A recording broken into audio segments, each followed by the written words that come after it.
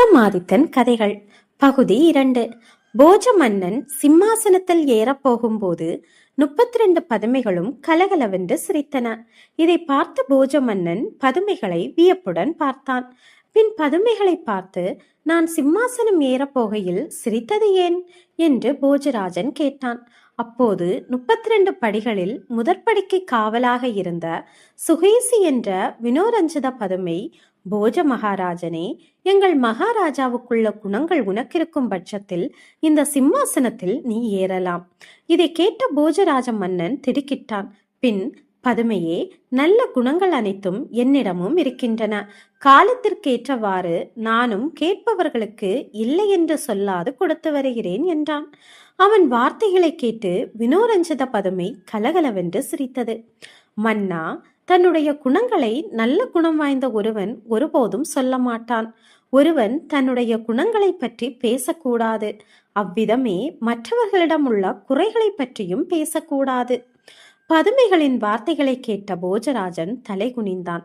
56 தேசத்தில் உள்ள அரசர்களெல்லாம் பணிந்து கப்பம் கட்டும்படி பட்டி என்கிற மந்திரியுடன் ஆட்சி செய்தார் எங்கள் விக்ரமாதித்த மகாராஜர். அவரை போல் வல்லவர்தான் இந்த சிம்மாசனம் ஏற வேண்டும் என்று கூறியது பதுமை. உடனே போஜராஜ மன்னன், இந்த சிம்மாசனத்துக்கு உரியவனான அந்த விக்ரமாதித்த மகாராஜனின் வரலாற்றை சொல் என்று கேட்டார். பதுமையும் சந்திரவர்ணன் கதையை சொல்லத் தொடங்கியது. நந்தியாபுரம் என்ற நகரத்தில் சந்திரவர்ணன் என்ற ஓர் அந்தணன் இருந்தான். அவன் 4 வேதம், 6 சாஸ்திரம், 18 புராணம், 28 ஆகமம், 64 கலைகள் ஆகியவற்றை கற்று தேர்ச்சி பெற்றிருந்தான். அப்படி இருந்தும் இன்னும் கற்றுக்கொள்ள ஆர்வம் கொண்டு நல்ல குருவை தேடி கிளம்பினான். ஒரு நாள் தண்ணீர் தாகம் ஏற்பட்டதால் ஒரு மலையடிவாரத்தில் அருகில் இருந்த குளத்தில் இறங்கி தண்ணீர் பருகி தாகம் தீர்த்து கொண்டான். பின் சிறிது நேரம் அவன் சோர்வு தீர குளக்கரையில் இருந்த அரச மரத்தடியில் படுத்தான். அந்த மரத்தில் பிரம்மராட்சசன் என்னும் ரிஷி தவம் செய்து கொண்டிருந்தான். பிரம்மராட்சசன் மரத்தடியில் அந்தணன் ஒருவன் படுத்திருப்பதை கண்டான். உடனே குளத்தில் இறங்கி ஸ்தானம் செய்து ஒரு பிராமணனை போன்று உருவம் மாறி அவன் எதிரில் வந்தான். பின் சந்திரவர்ணனை நோக்கி, சுவாமி, தாங்கள் யார்? திருடர்களும் கொடிய மிருகங்களும் நிறைந்த இவ்வனத்தில் தனியாக வந்துள்ள காரணம்தான் என்ன என்று கேட்டான் பிரம்மராட்சசன். அதை கேட்ட சந்திரவர்ணன், ஐயா, நான் நந்தியாபுரத்தை சேர்ந்தவன். நான் சகல சாஸ்திரங்களையும் கற்று தேர்ச்சி பெற்றிருந்த போதிலும் நான் கற்றுக்கொள்ளாத விஷயங்கள் கணக்கின்றி இருக்கின்றன. ஆகவே தகுந்த குருவை நாடி வந்துள்ளேன். தாங்கள் பார்ப்பதற்கு அறிஞர் போல் தோன்றுகிறது. என்னை தங்கள் சீடனாக ஏற்றுக்கொள்ளுங்கள் என்று வேண்டினான். எனக்கு இது மகிழ்ச்சி. ஆனால் நான் சொல்லுறபடி நீ இருந்தால் மட்டுமே உனக்கு நான் கற்றுக் கொடுக்கும் வித்தை பலிக்கும் என்றான் பிரம்மராட்சசன். அதற்கு சந்திரவர்ணன் சம்மதித்தான். உடனே பிரம்மராட்சசன், சந்திரவர்ணா, 6 மாதத்துக்கு நீ அன்ன ஆகாரமின்றி தூக்கத்தை விடுத்து விரதம் இருக்க வேண்டும். நான் இந்த மரத்தின் மேல் இருந்து கொண்டு நான் கற்ற வித்தை அனைத்தையும் அரச இலைகளில் எழுதி கீழே போடுகிறேன். நீ அவற்றை சேகரித்து தினம் அவற்றில் உள்ளபடி படித்து வா என்றான் பிரம்மராட்சசன். அடுத்து பசியும் தூக்கமும் அவனை வாட்டாமல் இருக்கும்படி அவனுக்கு ஒரு மந்திரத்தை உபதேசித்தான் பிரம்மராட்சசன். சந்திரவர்ணனும் குரு சொன்ன வார்த்தை தப்பாமல் சகல வித்தைகளையும் அறிந்து கொண்டான். 6 மாதம் தவம் முடிந்ததும் தேவலோகத்திலிருந்து புஷ்பக விமானம் வர பிரம்மராட்சசன் சாபம் நீங்கி புறப்பட்டான். புறப்படும் போது சந்திரவர்ணனிடம், நீ வித்தையை எல்லாம் நல்லபடியாக கற்றுக்கொண்டாய். இனி நீ உன் நகரத்திற்கு திரும்பி நல்ல பெண்ணாக பார்த்து திருமணம் செய்து கொள் என்று உபதேசித்தான். சந்திரவர்ணன் தன்னுடைய நகரம் நோக்கி வந்து கொண்டிருக்கும் போது கன்னியாபுரி என்ற பட்டணம் வந்தான். அங்கே அலங்காரவல்லி என்னும் தாசி வீட்டின் திண்ணையில் சிறிது இளைப்பாறுவதற்காக அமர்ந்தான்.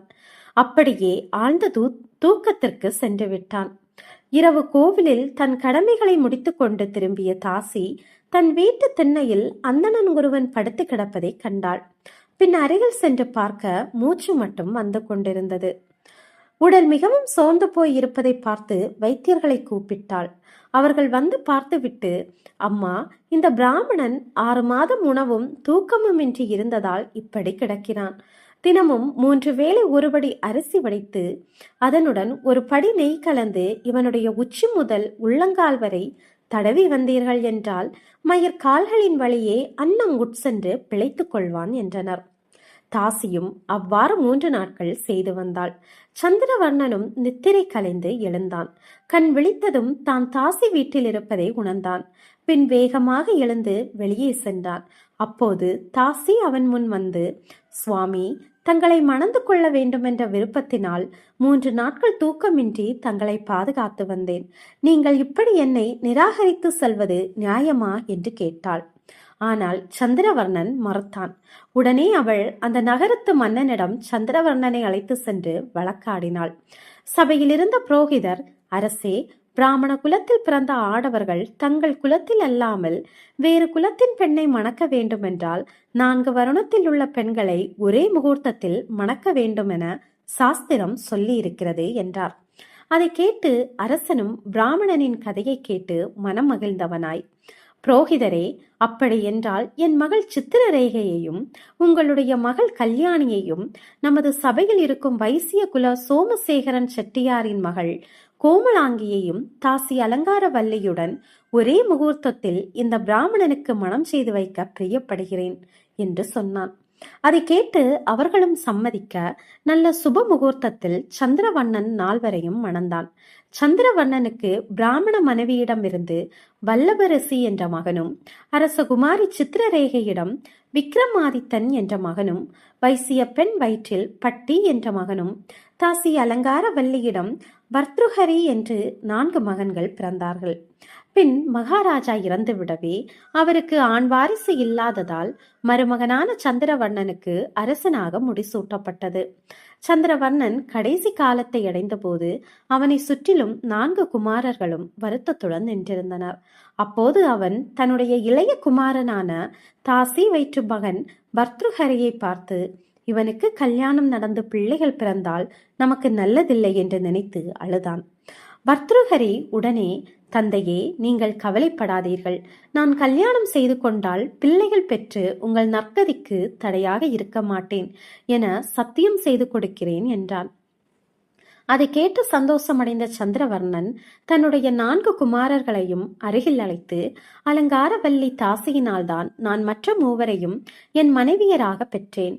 ஆகவே அவளுக்கு பிறந்தவனே எனக்கு பிறகு பட்டம் ஏற வேண்டும் என்று தெரிவிக்க, அவ்வாறே சகோதரர்களும் தங்களில் இளையவனான பர்த்ருஹரிக்கு அரசனாக முடிசூட்டினர். பிறகு மூத்த மகனான வல்லபரசி பர்த்ருஹரியை ஆசீர்வதித்து அவனுக்கு துணையாக விக்ரமன், பட்டி இருவரையும் விட்டுவிட்டு தன் தவமுயற்ற காட்டுக்கு சென்ற பகுதியில் விக்ரமாதித்தன் எவ்வாறு அரசராகிறார் என்று பார்ப்போம்.